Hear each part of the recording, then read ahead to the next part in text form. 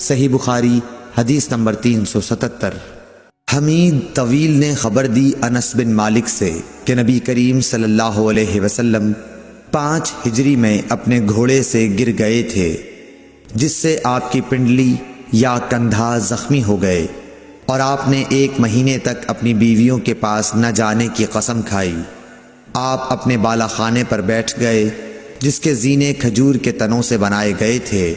صحابہ مزاج پرسی کو آئے، آپ نے انہیں بیٹھ کر نماز پڑھائی اور وہ کھڑے تھے۔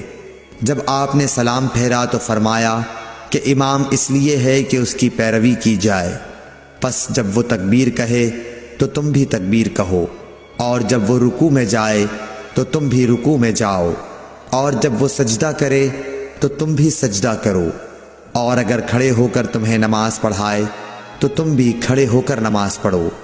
اور آپ 29 دن بعد نیچے تشریف لائے تو لوگوں نے کہا، یا رسول اللہ، آپ نے تو 1 مہینے کے لیے قسم کھائی تھی۔